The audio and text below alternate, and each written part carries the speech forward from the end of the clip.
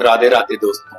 श्रीमद् भगवत गीता अध्याय 9 श्लोक 18। श्लोक गति भर्ता प्रभु साक्षी निवासः शरणं सुहृत् प्रभवः प्रलय स्थानं निधानं बीजं व्ययम्। श्लोक का गूढ़ रहस्य यानी अर्थ सहित भगवान कहते हैं, मैं ही सबकी गति भरण पोषण करने वाला स्वामी, साक्षी, निवास, शरण और सच्चा मित्र हूं। मैं ही सृष्टि की उत्पत्ति, प्रलय और आधार हूं तथा सबका अविनाशी बीज हूं।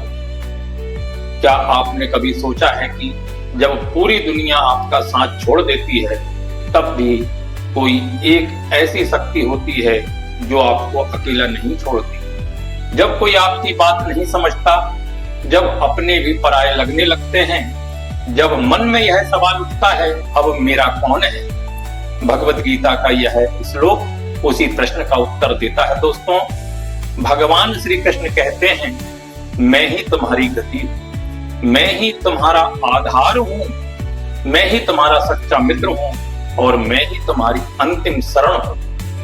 आज इसी श्लोक के उस गूढ़ रहस्य को समझेंगे, जिसे समझ लेने के बाद मनुष्य का भगवान के प्रति संबंध केवल पूजा तक सीमित नहीं रहता, बल्कि जीवन का हर क्षण भगवान को समर्पित होने लगता है। गति भर्ता, भगवान ही हमारी गति और पालन करता है। श्री कृष्ण कहते हैं, मैं गति भी मैं हूं और भर्ता भी मैं हूं। गति का अर्थ केवल रास्ता नहीं है, हम जीवन में कहां जा रहे हैं, हमारे जीवन का अंतिम उद्देश्य क्या है, हमें किस दिशा में जाना चाहिए, इन सभी प्रश्नों का अंतिम उत्तर भगवान की ओर जाने में है। और भर्ता का अर्थ है पालन करने वाला। हम सोचते हैं कि हमारा जीवन हमारी मेहनत से चल रहा है, मेहनत आवश्यक है, लेकिन हमारे प्रयासों के पीछे जो जीवन शक्ति है वह कहां से आती है। जिस हृदय को हम स्वयं नहीं चला सकते वह लगातार धड़क रहा है, जिस सांस को हम पैदा नहीं कर सकते वह लगातार चल रही है। यही भगवान की व्यवस्था है। दोस्तों, श्लोक में एक पद आया, प्रभु, असली स्वामी कौन है? भगवान कहते हैं, प्रभु भी मैं हूं। हम जीवन में कहते हैं यह मेरा घर है, मेरा धन है, मेरा परिवार है, मेरी सफलता है, लेकिन जरा सोचिए, जिस शरीर को हम मैं कहते हैं क्या वह हमेशा हमारे साथ रहेगा?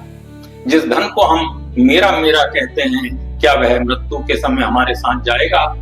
गीता हमें स्वामित्व का अहंकार छोड़कर कर्तव्य निभाना सिखाती है। हम संसार में सब कुछ संभालें, मेहनत करें, परिवार की जिम्मेदारी निभाएं, लेकिन भीतर से यह समझ रखें कि अंतिम स्वामी भगवान है।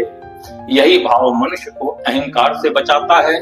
साक्षी एक पद आया है तो भगवान सब देख रहे हैं। अब इस श्लोक का एक बहुत गहरा शब्द आता है, साक्षी। भगवान कहते हैं, मैं तुम्हारा साक्षी हूं। दुनिया से आप बहुत कुछ छिपा सकते हैं, लोगों से अपने विचार छिपा सकते हैं, अपने कर्मों को भी कभी कभी छिपा सकते हैं, लेकिन उस परमात्मा से क्या छिपाएंगे जो हमारे भीतर बैठकर सब देख रहा है। इसलिए भगवान से डरने की नहीं, भगवान से जुड़ने की आवश्यकता है। लेकिन और क्योंकि वह केवल हमारे कर्मों का साक्षी नहीं है, वह हमारे दुखों का भी साक्षी है। आपने चुपचाप जो आंसू बहाए हैं उन्हें भी भगवान जानते हैं। आपने किसी के सामने जो दर्द नहीं बताया उसे भी भगवान जानते हैं। यही इस श्लोक की अति सुंदरता है।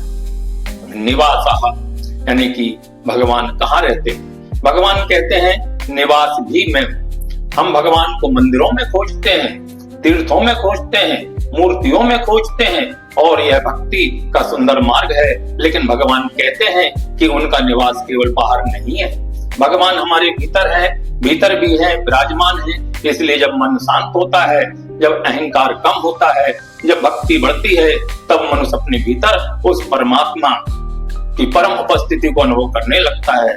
भगवान को पाने के लिए हमेशा दूर जाने की आवश्यकता नहीं है, कभी कभी केवल अपने भीतर झांकना होता है। शरणम अर्थात अंतिम सहारा। ध्यान से सुनिए, अब आता है इस श्लोक का सबसे भावुक शब्द शरणम। शरण का अर्थ है अंतिम सहारा। जब संसार के सभी सहारे टूट जाएं, छूट जाएं, तब भगवान का सहारा बचता है। दोस्तों, इसका अर्थ यह नहीं कि मनुष्य कर्म करना छोड़ दे, बल्कि इसका अर्थ है कर्म पूरी शक्ति से करो, लेकिन परिणाम के अहंकार को भगवान को सौंप दो। जब सफलता मिले तो कहो प्रभु की कृपा है, जब असफलता मिले तो कहो प्रभु मुझे कुछ सिखा रहे हैं, जब सुख मिले तो धन्यवाद दो, जब दुख मिले तो भगवान का हाथ पकड़कर आगे बढ़ो। यही शरणागति है। इस श्लोक में एक पद है सुहत, यानी कि अर्थ है भगवान हमारे सच्चे मित्र हैं। भगवान श्री कृष्ण स्वयं को सुहत अर्थात सच्चा हितैषी और मित्र कहते हैं। संसार का मित्र कभी साथ दे सकता है, कभी नहीं भी, लेकिन भगवान का प्रेम किसी परिस्थिति पर निर्भर नहीं है। हम उन्हें याद करें या भूल जाएं, फिर भी वह हमारे साथ है। हम उनसे प्रेम करें या शिकायत करें, फिर भी वह हमारे भीतर है। इसलिए भगवान को केवल भगवान समझकर दूर मत रखिए, उन्हें अपना मित्र बनाइए, उनसे बात कीजिए, अपने मन की बात कहिए, अपनी चिंता कहिए, अपनी गलती स्वीकार कीजिए। भक्ति केवल मंत्र बोलना नहीं है दोस्तों, भक्ति भगवान के साथ अपने संबंध को जीवित करना है।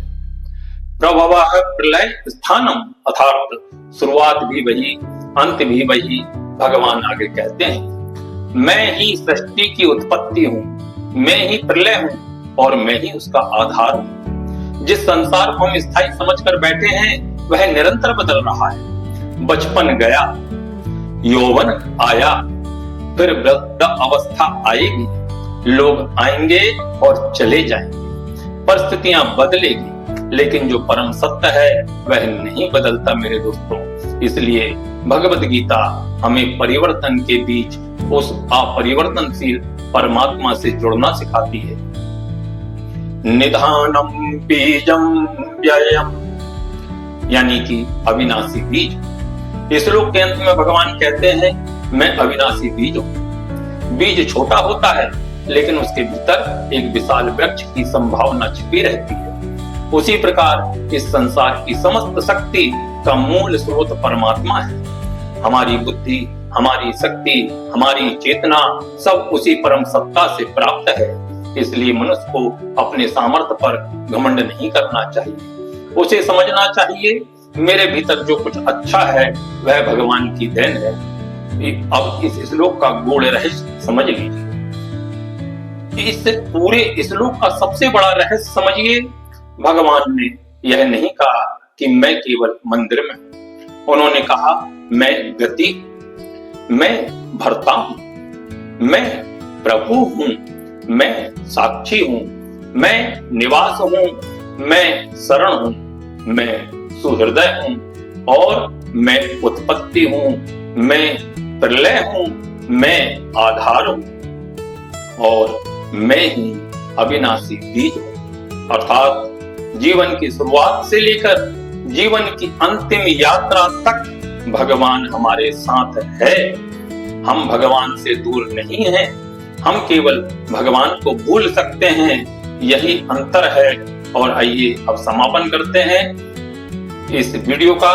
तो आज से जब जीवन में परेशानी आए, एक बात याद रखिए, मैं अकेला नहीं हूं, मेरे साथ मेरा भगवान है। जब सफलता मिले अहंकार मत कीजिए, जब असफलता मिले निराश मत होइए, जब कोई छोड़कर चला जाए तो दोस्तों टूटिए मत।